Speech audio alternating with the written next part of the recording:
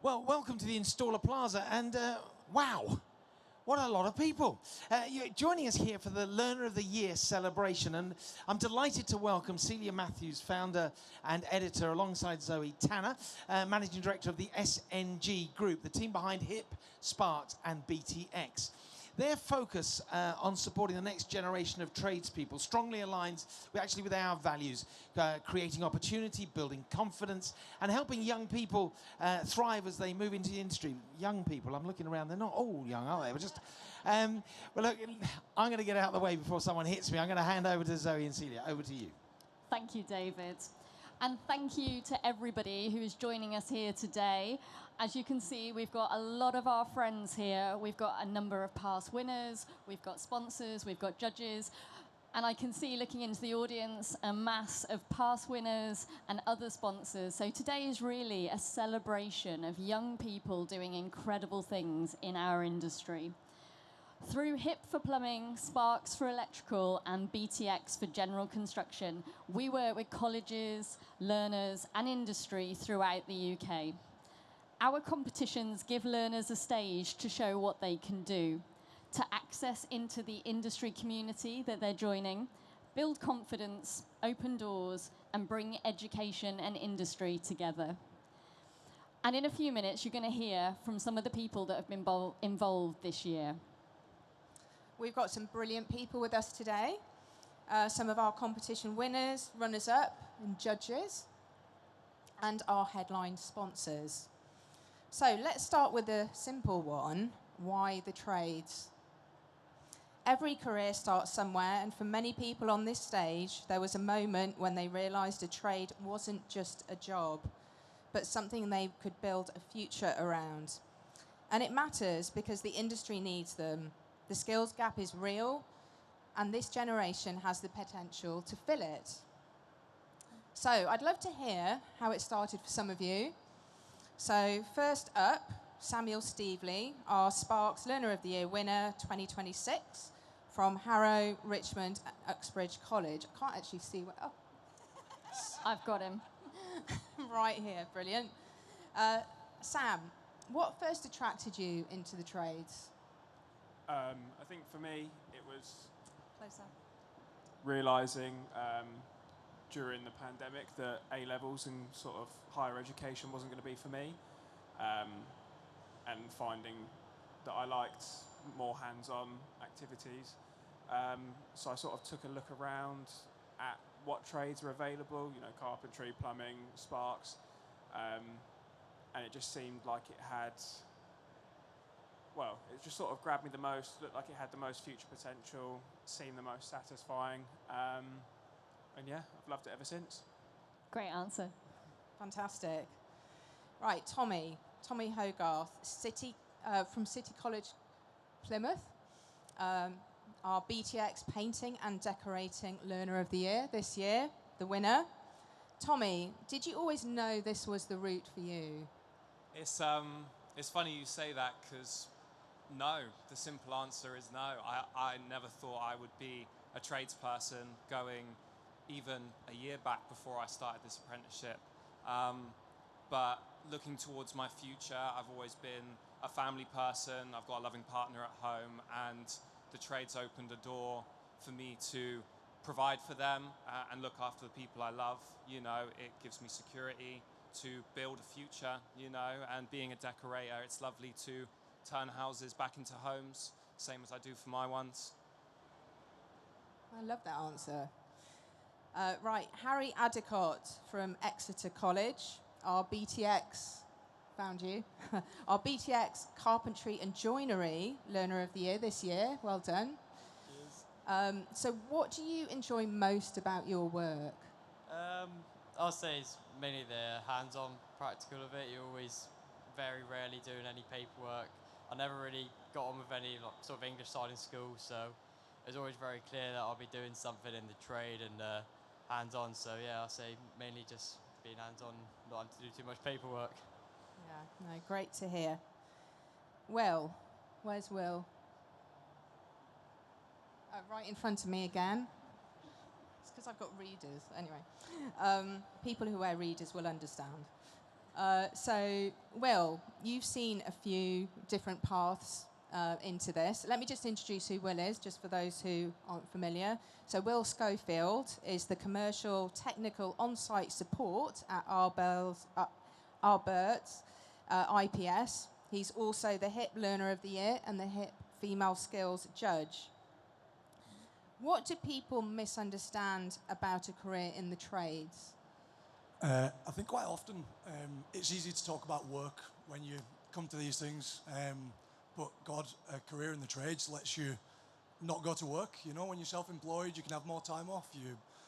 Your earning potential is obviously higher, and a lot of people always talk about that. But what it gives you is time off.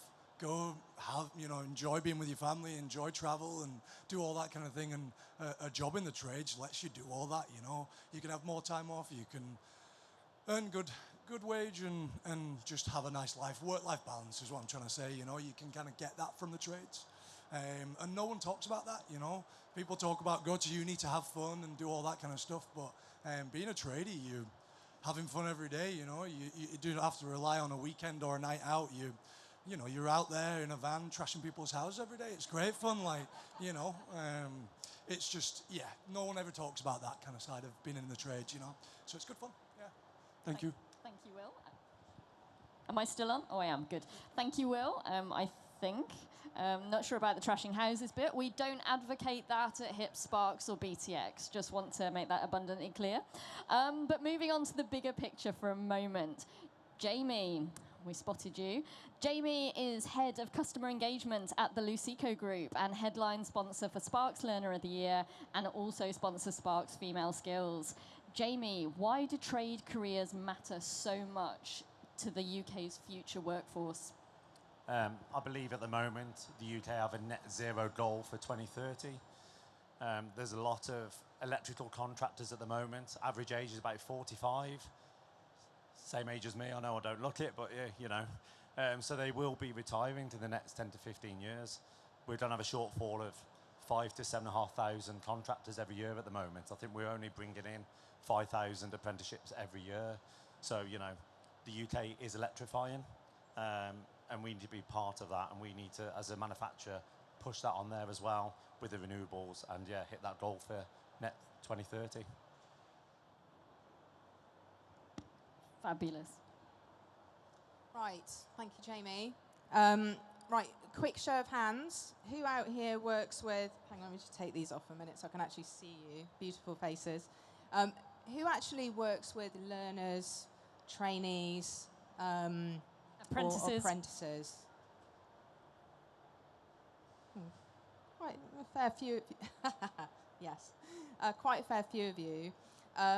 Lots of different routes in. Let's talk about what the competition itself is actually like then. The big thing about a competition is it's very different to college and it's very different to a site. The clock is running, the pressure is on, and people often surprise themselves at what they can actually do. Great time to bring in talking to our winners and runners-up. Let's start with Marcus Pan. Marcus is from Weston College and he's the Sparks Learner of the Year 2026 runner-up. Marcus, what made you enter Sparks Learner of the Year 2026? It was mainly the college. Like, they just chose me to do the competition, and I'm glad they did because it's great exposure and it just gets you out there. And yeah, you feel a lot more confident after doing the competition. Thank you, Marcus. Poppy. Poppy Lott from Bridgewater College is the Sparks Female Skills Competition 2026 winner. Poppy, what about you? Why did entering Sparks Female Skills teach you about yourself? It mainly taught me to trust myself, trust that I know my abilities and that I can do it. Awesome, absolutely awesome. Alfie, let's bring you in. Alfie Simpson from Exeter College, BTX Carpentry and Joinery Learner of the Year 2026 runner-up. Was there a moment during the competition when you thought, this is harder than I thought it was going to be? It's definitely when I turned up for the qualifiers and the work we were given was more joinery rather than site carpentry. So I was having to adapt and just believe in myself I could do the work to a high standard. Brilliant and really, really honest. Tommy, let's come back to you. How has the competition changed your confidence? Yeah, definitely. I mean, I'm very lucky to have like quite a strong network behind me, whether that's family and friends or the company I work for. They've always made me feel very confident within my ability. You know, I've got a couple of them out there today. Shout out Steve at the back, Mark in the front. And they've always just encouraged me to push myself and believe in my ability to finally win that grand final. You know, just validates all that motivation I've been given, and that's fueled me, I guess. Great answer. Great answer. Let's talk to the BTX painting and decorating judges. Hello, Pete. Hello, Aid. For anyone that doesn't know, Peter Walters, MBE, is the past president and treasurer, and Adrian Kopp is the national and membership secretary for the Association of Painting Craft Teachers, and to us, the BTX Painting and Decorating Learner of the Year head judges. From both of your perspectives, what changes do you see in the learners after they take part in competitions like BTX Learner of the Year? Thank you. I think it really, when you look on the stage here, I think it speaks for itself. Because if we could ask these young people, if we went back, say, 6 months, 12 months and said, in a year's time, you're going to be on a little stage at the InstallerSHOW talking to people, they most probably would have said no. But through that journey of saying yes, and maybe a bit of persuasion from a teacher or a colleague, they've taken that first step and they've developed. And over that time, they've got better in their confidence. They're doing so much more media nowadays as well. They're also sort of working within their peers to sort of almost judge each other and judge themselves of how am I competing with somebody else. So you can see their skills develop, you can see them growing confident to be able to talk in front of people nowadays. I don't know how much social media they would have done, how much social media they would have attracted at college as well. So I can really see the development and the confidence as they progress. And as well as all those skills mentioned, as we can all see from what's been going on, what they've been doing in the competitions, it's been building the life skills up as well as the work skills. It's building their self-confidence. They're learning about time and efficiency. They're talking about problem solving. They're overcoming problems through the day. And it's just preparing them for life. And we hope that these young people, these young stars, are going to go on into industry, and then they will take apprentices on. And we've got to keep that cycle going. As you've already mentioned, there's a decline in the skills and the trades, and we need to build that up. And I think we all need to get behind it. And having competitions like this is something which is promoting that and hopefully encouraging more people to come into the skills trade. So well done to all the competitors. Absolutely that, Pete. Absolutely that. Glenn, a slightly different angle for you.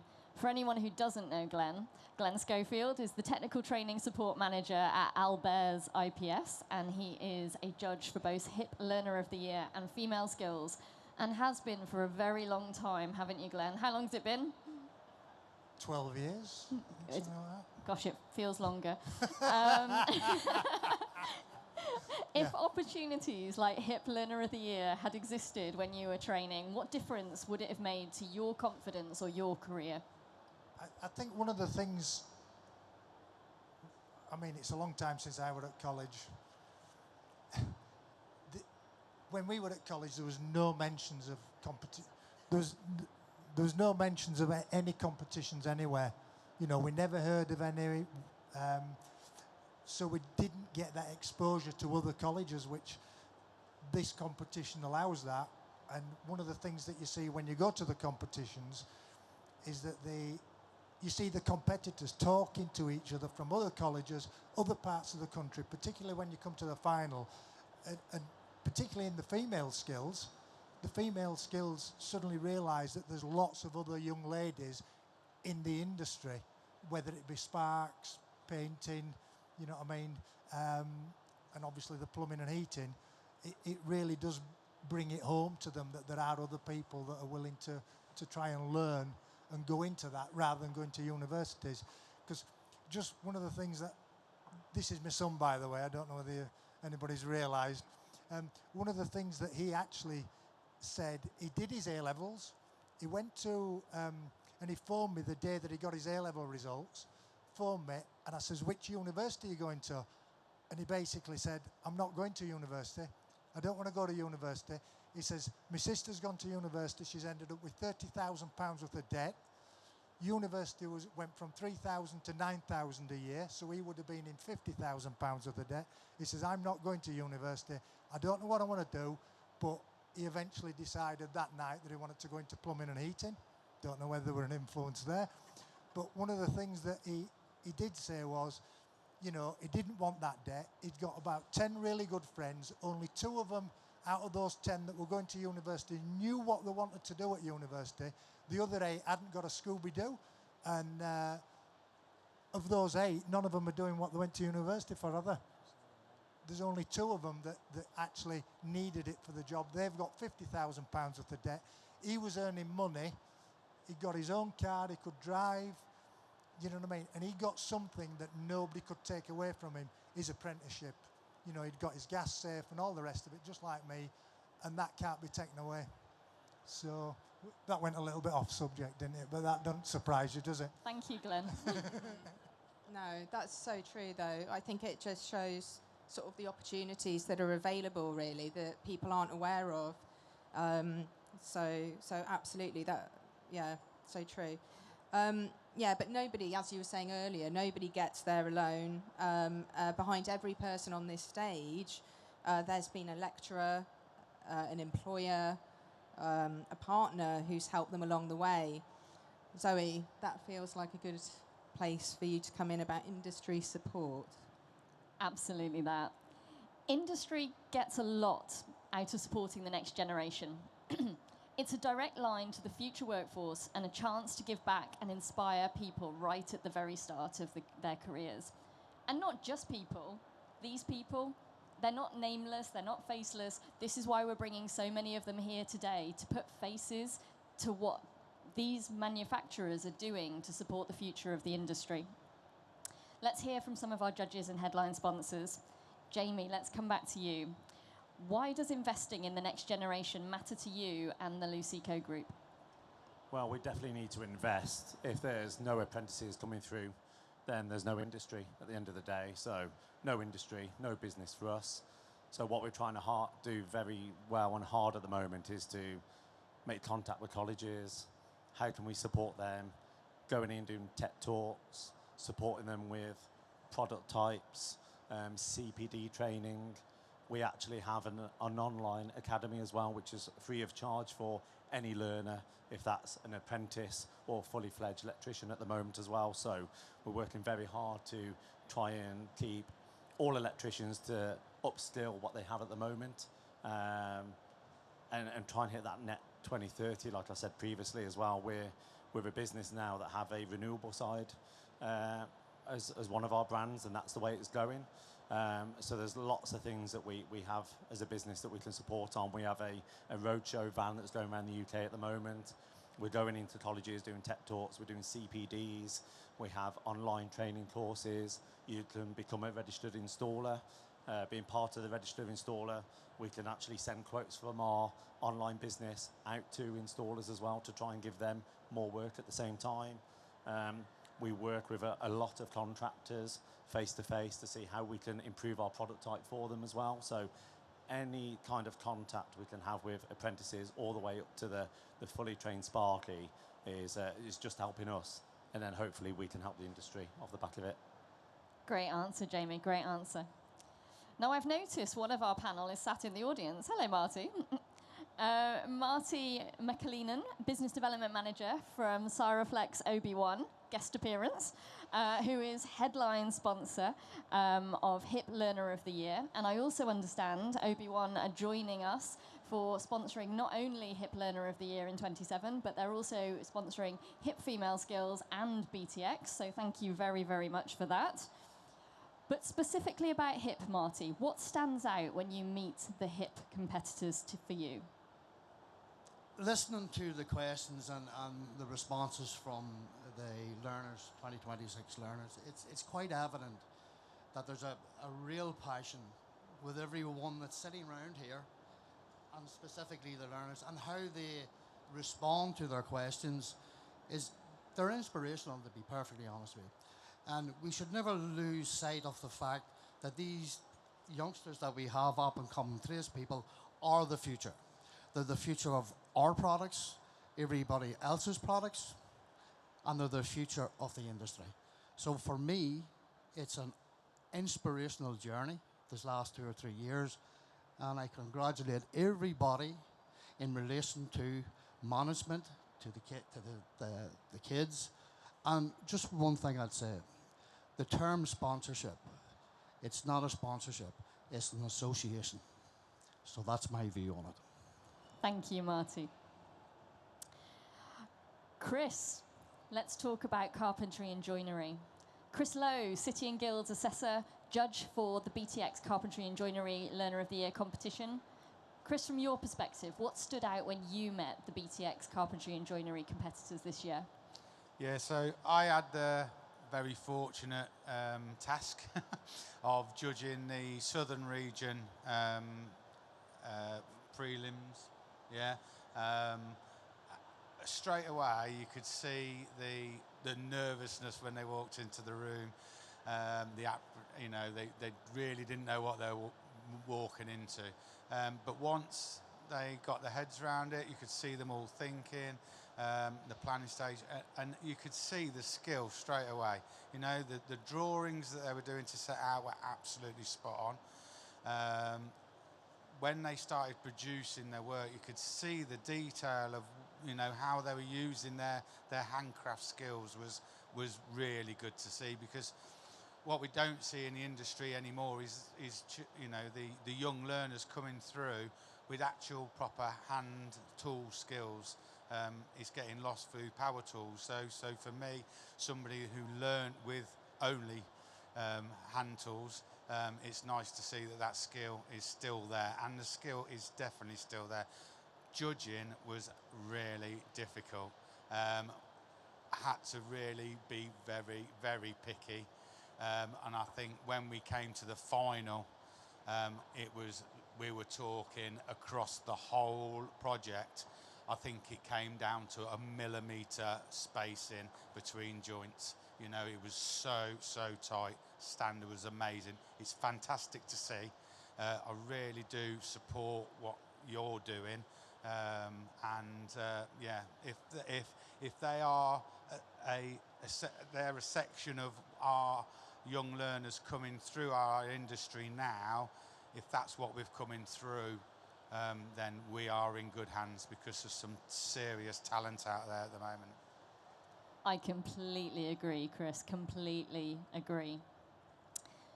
John Swain. John is the Technical Commercial Engineer at NAPIT and Head Judge for Sparks Learner of the Year. John, hello. Hi. Beyond the technical skills, what do you think employers are really looking for? Well, in a former life, having been one of those employers, it's a big commitment from the employer. It's a lot of responsibility. And I think the one skill you really can't teach is that drive, that desire to learn, to get better, to improve, and give it all you've got. It just can't be taught. And if someone brings that to the table, it was always a pleasure to reciprocate and, in turn, give them everything I had as well. That and keeping your phone in your pocket until lunchtime. Great answer, great answer. Moving back over to plumbing, Andy Beresford, Technical Advisor for EAL and HIP Learner of the Year Head Judge, but EAL also supports Sparks Learner of the Year. Andy, what role do manufacturers and industry partners have in helping learners bridge the gap between education and the workplace? Well, both have a major impact on bringing education to life. They help shape what's delivered in the classroom.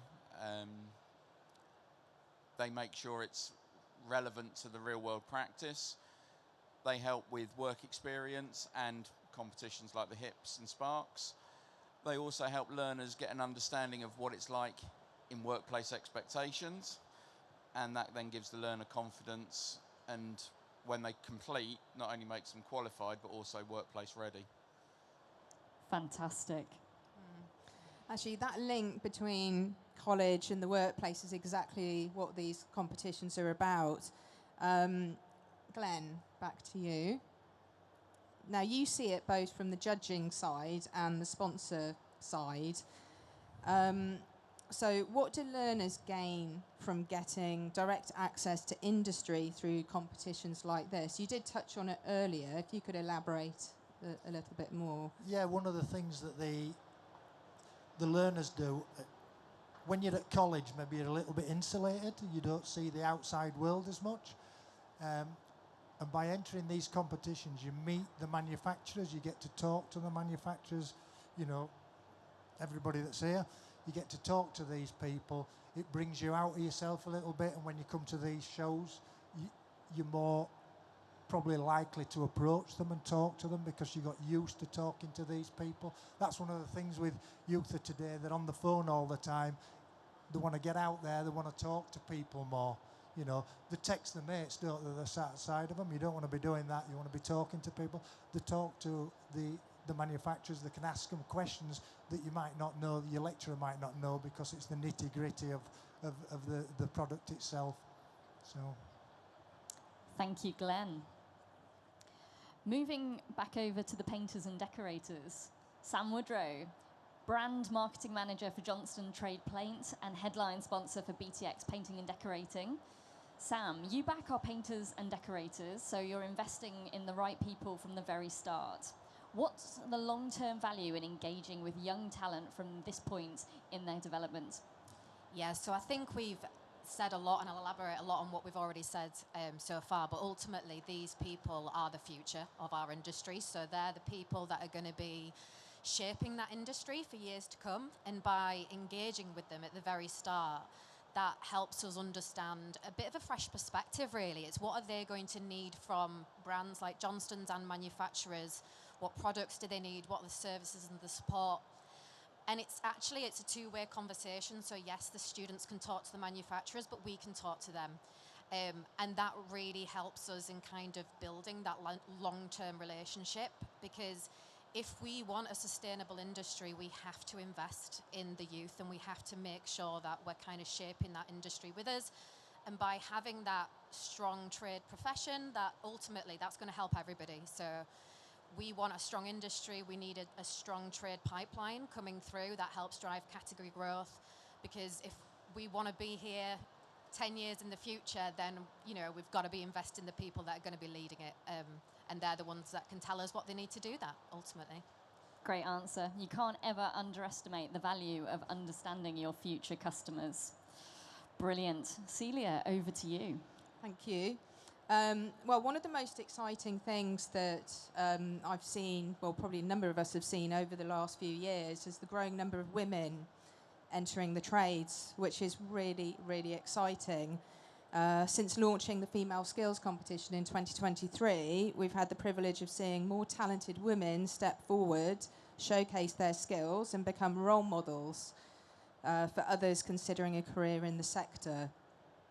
So for many, taking part has helped build confidence, help with self-belief as they continue to develop their skills and gain experience. While the industry continues to evolve, it's encouraging to see more opportunities being created for women across the trades. So, which is something we certainly 10 years ago, those sort of opportunities didn't exist. So it's probably good just to reflect on what we have right now. It's very, very exciting. So let's hear from a few of the people driving that. Bryony Allard. Hi, Bryony, again. So what has being part of the competition given you that you didn't have before, and how has it helped with your development?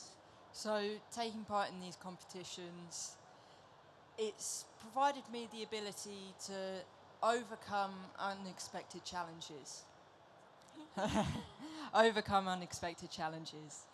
every year I've entered these competitions, they've always struck us with something new. They're changing it every year, and they're evolving with the skill and the talent that's evolving within the industry, especially women in the industry.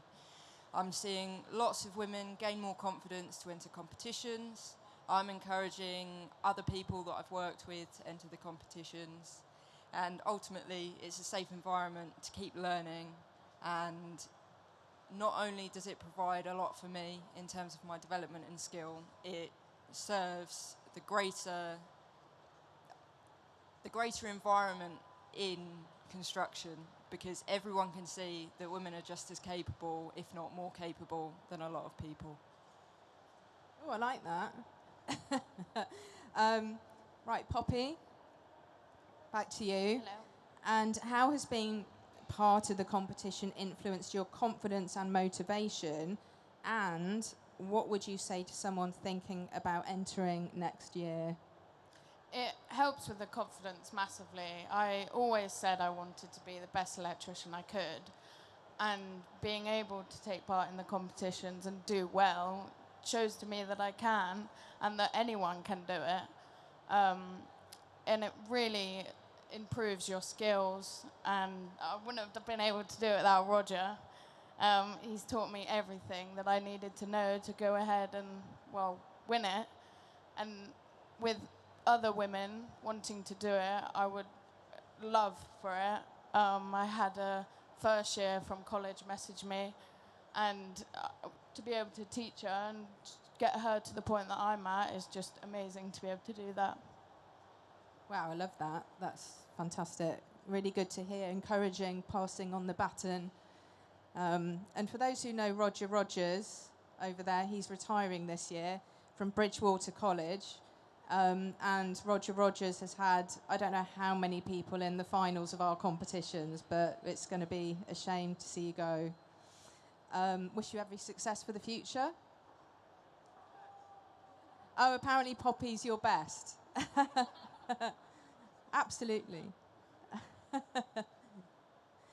Right, brilliant. Lauren, bringing in the industry view. So Lauren Mason is the product manager at Wiesmann, also headline sponsor of HIP Female Skills, boiler sponsor of HIP Learner of the Year, and our judge of HIP Female Skills and Learner of the Year.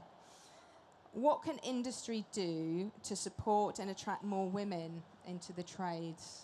For me, it's education. I didn't even realise this was a career path until I was already in the industry. And very similar to what Glenn said, I went to uni, did criminology and sociology, left, wanted a job that gave me my weekends back, got a job at Wiesmann and fell in love with the company. And as my career went, I went into more technical roles. And I think that's one of the amazing things about female skills is there's no age limit on the applications. A lot of them are women who have had babies or they've retrained. And I actually strangely met a woman on the stand on Tuesday who went into plumbing at 58. So it's not only are we showing that women are capable, there is no age limit on plumbing and heating. And any trade that was discussed with me in school was hairdressing and beauty. Strangely, wasn't something I wanted to do. It's funny, it's that sort of stereotype, isn't it? Are you going to enter the female skills competition, do you think? Absolutely not. I've seen the work that these girls do, and I've got no chance to even get through the regional heats, let alone make it to the finals. I am more than happy with Glenn and Will here just judging that work. And really, honestly, I say it every time, the work is impressive. And girls, please apply for Learner of the Year. It's not just female skills that we can do. Yeah, absolutely. Thank you for that. It's true. Please apply for Learner of the Year. It's amazing what happens when people have the right support around them.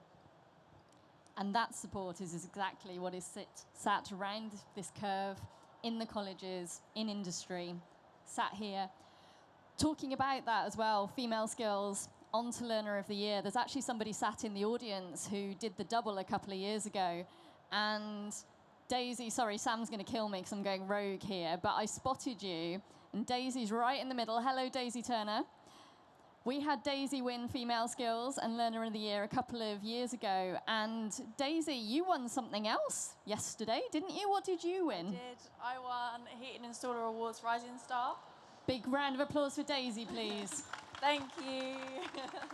And this is really what all the competitions and the industry backing is about. This is a springboard for every single one of our winners, every single one of our runners-up. It's about what the next thing is, because you can go so far with so much potential.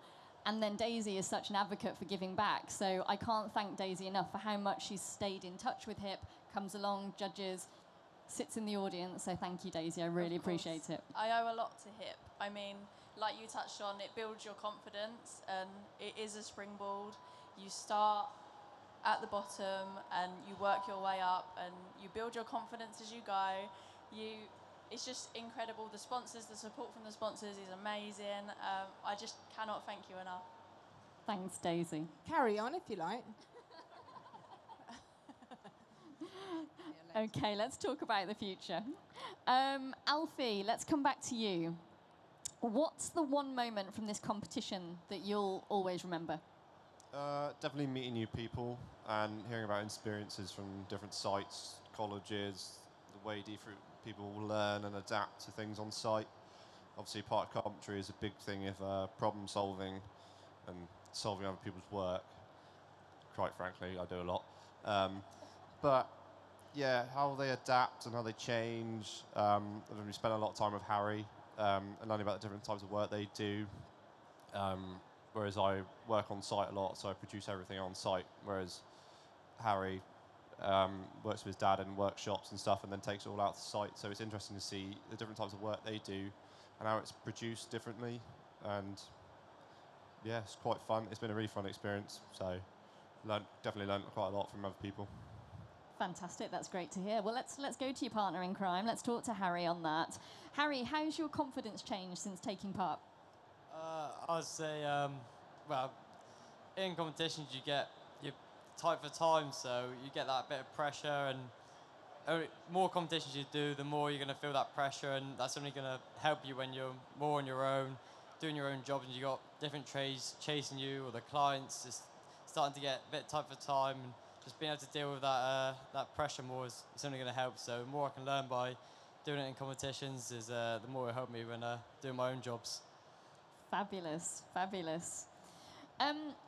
Marty, you seem to be a very big advocate of competitions and on the partnerships. What would you say to someone who's thinking of entering next year? Do your best. Enter, by all means, and join this group of people, because you see the success around here. You see the passion, you see the drive, and this can only be beneficial to anybody that enters it. So have faith in yourself, in your skills, and enter these competitions, because they are excellent. So they are. Thanks, Marty. Sam, let's have another question for you. How important is it to get yourself seen early in your career through competitions, social media, and other opportunities in the trades? I think in today's age, it's sort of half the battle even.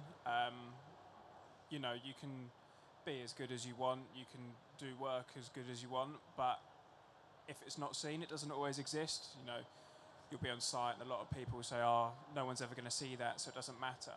But if you go really granular with it and make sure that your standards are sky high with everything you do, and you can get that out there, people appreciate it. You know, people don't want it to be only a nice faceplate on the surface. And it just opens doors, you know, showing people what you can do and pushing yourself, and people will comment, and, you know, it might be a negative comment, but, you know, they might be right. You know, you can learn things.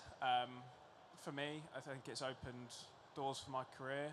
I just got a job at Residual Electrical, which I'd been following for, well, since I started my apprenticeship, and so now I'm surrounded by everyone I've been watching for the last 3 years, and I'm now in an environment where I'm surrounded by so much more knowledge again, so it's just starting my learning journey all over again, being exposed to it all and all the new work, so I think it's, yeah, half the battle. It's crucial. Fantastic answer. Leah Morrissey, Business Development Manager at Pasload, who are our headline sponsor for BTX Carpentry and Joinery. Leah, what would you say to any employers or colleges thinking about getting involved next year? Yeah, hiya. I would simply say do it. I think obviously we've all got a bit of a social responsibility as well, as we've already touched on in terms of the next generation. I think for employers, manufacturers, it's a real way to show your commitment towards the next generation. Yes, you get, you know, brand awareness, you get to rub shoulders with the industry professionals, you get to put your brand in front of the students and the colleges, but the core thing is obviously around supporting the next generation. And I think unless we do initiatives like this and all come together, you know, we're not going to be an attractive industry for young people to get into the construction trade. So I think it's really, really important that initiatives like this happen. Fantastic, fantastic. Thank you, Leah. Hi. I didn't see you at the... Anyway, so I'll come and talk to you afterwards. This is why you don't let me on stage, isn't it? No. Sorry.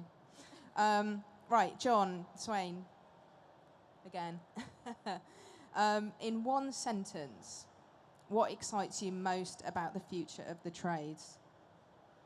I mean, you only need to wander around this hall for 5 minutes to see the amazing kit that's out there that we've got available. But none of it does much without a tradesperson to install it and get it out there and make it work. I think the future these guys have got ahead of them is fantastic. I don't think there's ever been a period in time before where there's so much opportunity and so much to be done. So good luck. 100%. Love that. All right, thanks, John. We've heard some really brilliant stories today. Confidence, opportunity, ambition. Did you choose, Zoe?